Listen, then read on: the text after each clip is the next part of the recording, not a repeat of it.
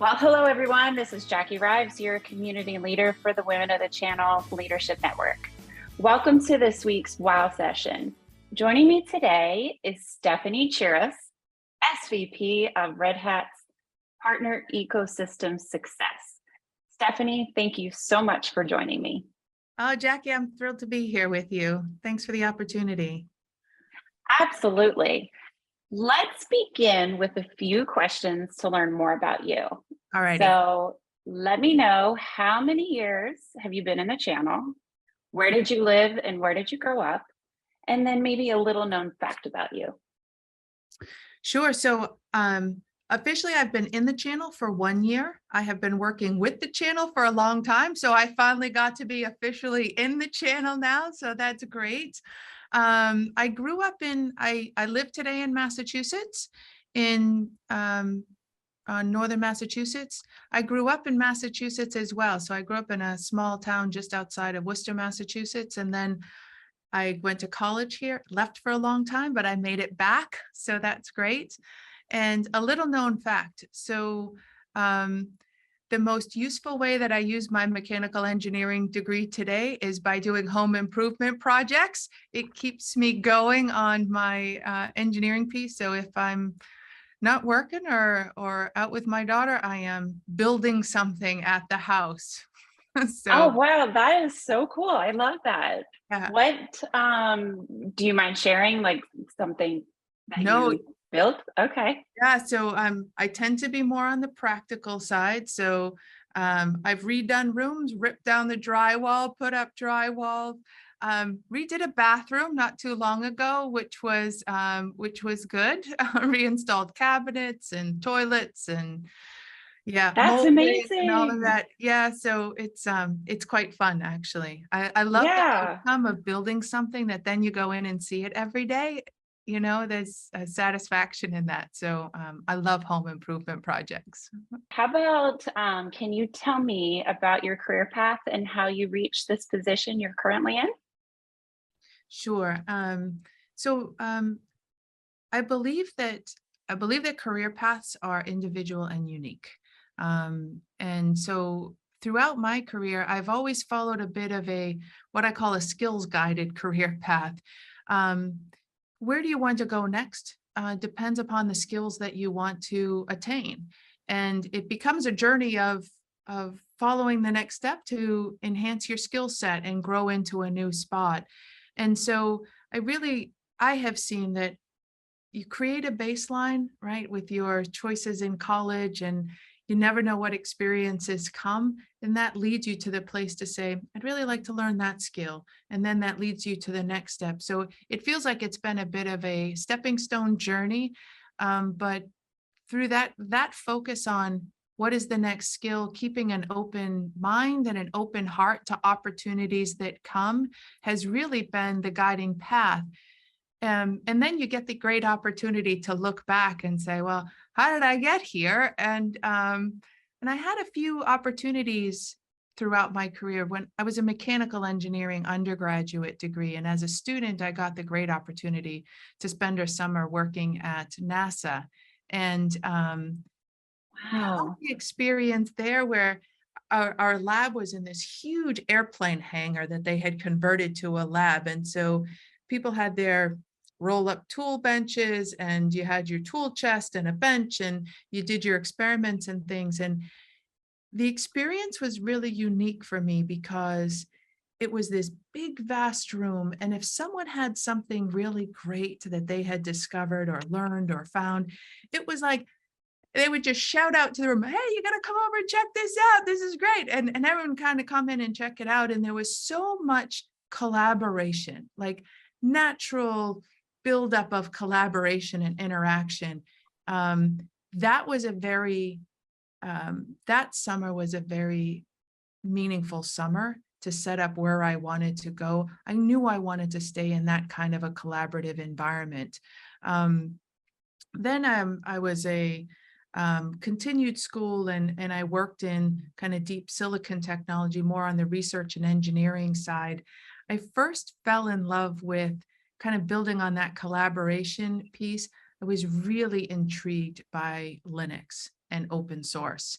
And because it is built upon collaboration, the way open source software is created is all built around collaboration of a vast number of incredibly innovative folks who come together on a kind of building upon a platform of innovation that is the open source community network. When you look at what that can do, Linux changed the way we look at development. Linux is an example, not just in what it does, but how it was done that taught the world to do things differently. As my career progressed, I started to work in Linux. When I was in IBM Power Systems, I got the opportunity to work closely with how the servers worked with Linux. And that led me to, in 2018, I joined Red Hat, really seeking that opportunity to be part of that collaborative community of open source, working directly with Linux. I joined Red Hat to be the general manager of their Red Hat Enterprise Linux division. And I still look at all of the work that is done in open source, the innovation it leads, how it builds upon interests of a vast community, and that can change the way technology goes. Amazing. That led to the opportunity to, I then, outside of the Red Hat Enterprise Linux, I expanded into taking over what we called the Red Hat Platforms Business Group, which brought together a number of products. Of course, all of that was working with partners. Linux is a foundation platform. Partners, their technology works with it. So it opened up the opportunity for me to work with a broad set of ecosystem partners in what we build, everything from architecture providers to server providers to systems providers to solutions providers to software vendors.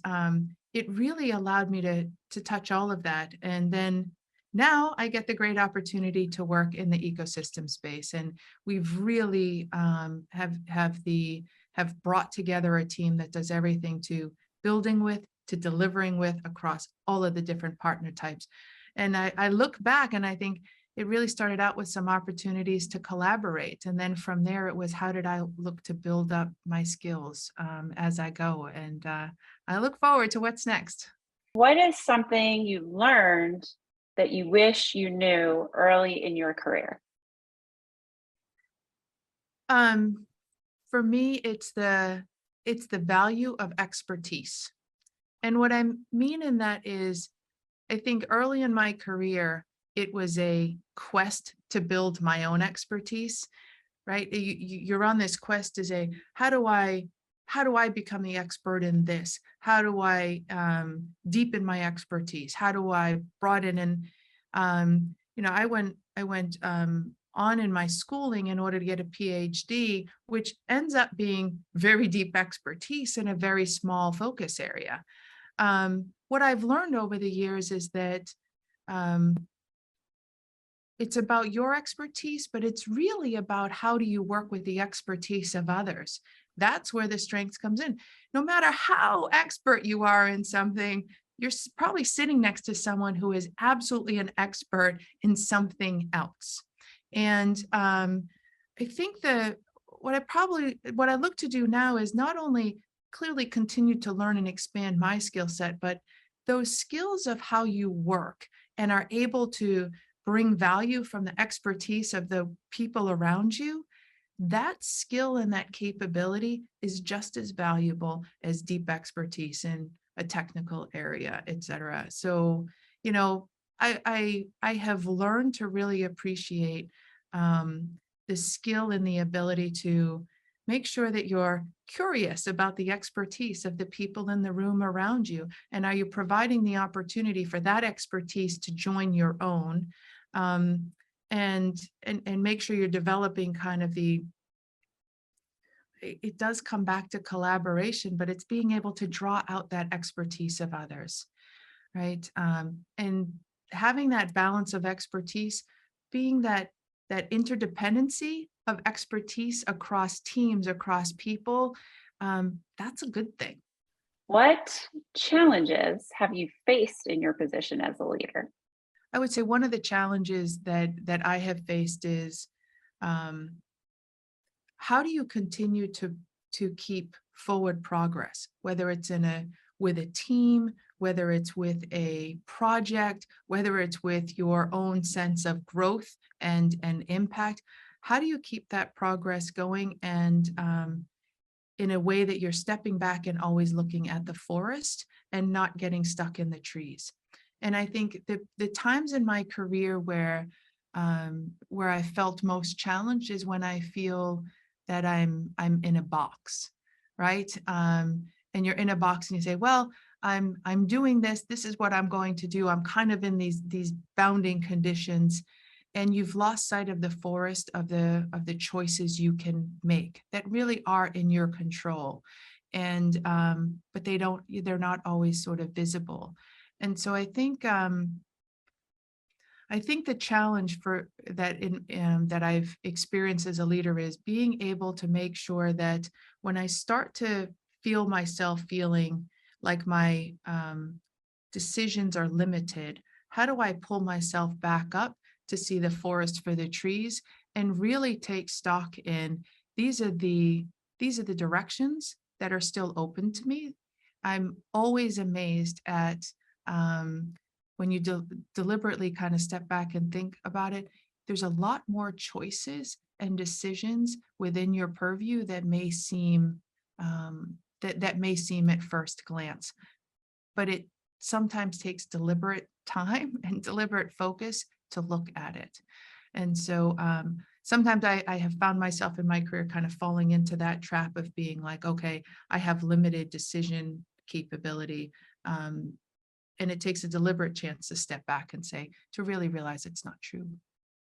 I love that. And I know that's not only going to resonate with me, but also our viewers. Um, that's wonderful advice. So, the next question, I have a feeling I know part of how you're going to answer this, since you are so vested in your colleagues and teams and learning from them and giving them a chance to grow and thrive. But what other ways do you continue to grow and develop as a leader? I like to dive deep, right? A bit. You can't do that in everything as a leader, and as your role grows, right? It gets harder. But I like to, I really like to think about in the breadth of things that we all get to have the great opportunity to impact. Where do you select? These are the things that I'm going to be informed on and let the team run with. And then where's those one or two things that at this point I'm really going to dive in and get my hands on, so that I always kind of monitor the different layers of depth that I interact in on a project, on a topic, on a challenge, on a question. And I love being able to balance that those kind of tiers of depth, no matter what role I'm in. It helps me keep grounded on, sometimes you look at a project at the top or a problem at the top and you think, oh yeah, that's easy to solve. And then once you get down in the detail, you're like, wow, right? This was a learning experience. So I really look to balance my personal focus and effort and my sweat equity, if you will, right? I love that. Being kind of where I'm at the top level and where I kind of dive deep and able to, as things move forward, pick new things. It keeps me learning, and it does keep me grounded, I would say. And I think that's really important. Being able to balance across the depth of interaction on various projects keeps you grounded on what's really happening in the details. And they matter. The details do matter. How do you define successful leadership? Unique impact. If I had to say it in 2 words, it's unique impact. I think all of us are seeking to make a difference. And that's what impact's about. We all want to make a difference. And each one of us have a way to do that that's unique. There are things that are very important to me, integrity, collaboration, clearly there are things that are important. But at the end of the day, that's hopefully the unique blend of things that matter to me that I bring to the impact that I deliver as a leader.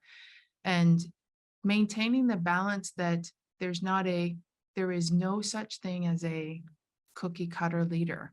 There's no such thing as one way to have impact. So to me, successful leadership is the ability to stay unique and to use that to drive impact. Well, Stephanie, I think that our viewers will definitely feel that unique impact coming out of this today. This was such an interesting interview, and it was really, really nice getting to know you in such an authentic way. I can see your passion to collaborate, lead, and dig into the weeds when necessary, whether that be at work or at home with your projects. Um, I want to thank you so very much for taking the time to allow us to learn from your experiences today. I encourage everyone out there to continue the conversation by commenting, and please give Stefanie some love for taking time today to share her story with us. Thank you again, Stefanie. Oh, it was a gift to get to talk to you. Thanks very much, Jackie. Thanks for having me. All right, everybody, have a great week until next time.